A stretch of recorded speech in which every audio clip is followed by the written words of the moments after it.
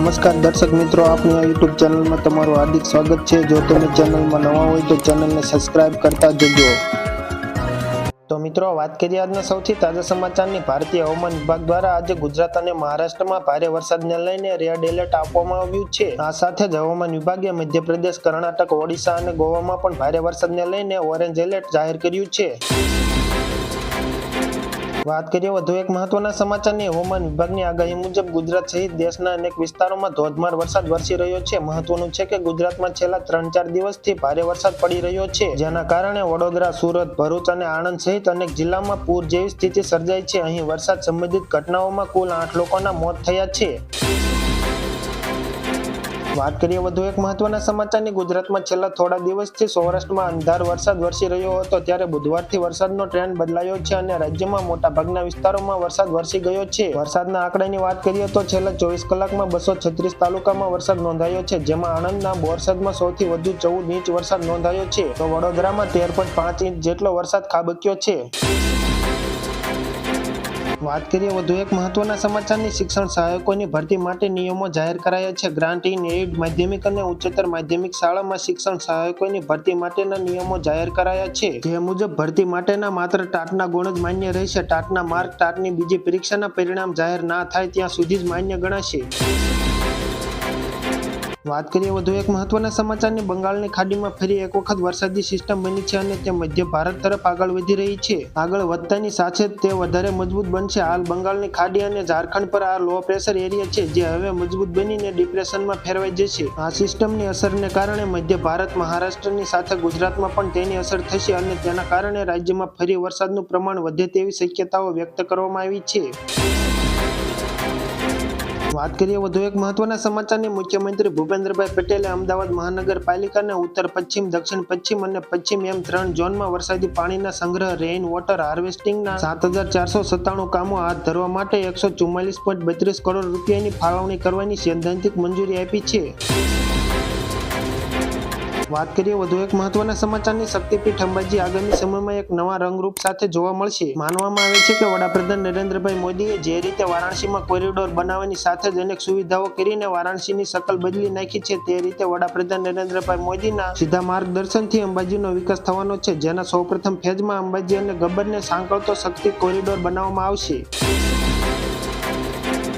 વાત કરીએ વધુ એક મહત્વના સમાચારની। સરદાર સરોવર નર્મદા ડેમમાં પાણીની આવક વધી છે, જેમાં નર્મદા ડેમની જળ સપાટી 122.33 મીટરે પહોંચી છે। સરદાર સરોવર ડેમ હજુ 18 મીટર ખાલી છે। મધ્યપ્રદેશના વરસાદના કારણે પાણીની આવક વધી છે। સરદાર સરોવર ડેમમાં પાણીની આવક 40,777 ક્યુસેક થવા જઈ રહી છે। ડેમમાં પાણીનો કુલ જથ્થો 1,640 મિલિયન ક્યુબિક મીટર છે।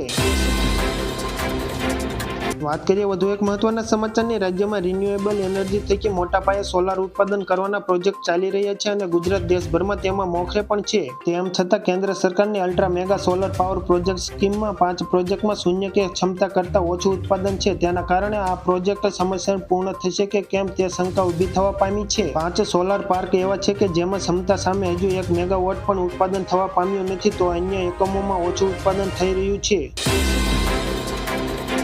વાત કરીએ વધુ એક મહત્વના સમાચારની। મુખ્યમંત્રી ભૂપેન્દ્રભાઈ પટેલના નેતૃત્વ અને માર્ગદર્શન હેઠળ રાજ્યનો ગૃહ વિભાગ અને ગુજરાત પોલીસ રાજ્યમાં કાયદો અને વ્યવસ્થા જાળવી રાખવા તેમજ નાગરિકોના ઇઝ ઓફ લિવિંગમાં વધારો કરવા માટે સતત પ્રયત્નશીલ છે।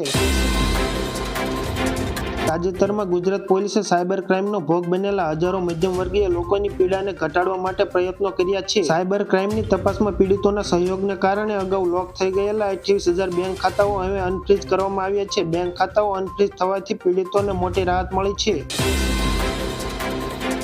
વાત કરીએ વધુ એક મહત્વના સમાચારની। ઉત્તરાખંડમાં ભારે વરસાદ અને વાદળ ફાટવાના કારણે તબાહી મચી ગઈ છે। ટિહરી અને કેદારનાથના નોતર વિસ્તાર સહિત રાજ્યના વિવિધ સ્થળોએ છેલ્લા 2 દિવસમાં વરસાદ સંબંધિત ઘટનાઓમાં 14 લોકોના મોત થયા છે અને 10 લોકો ઘાયલ થયા છે અને આજુબાજુના વિસ્તારોમાં ભારે નુકસાન પણ થયું છે।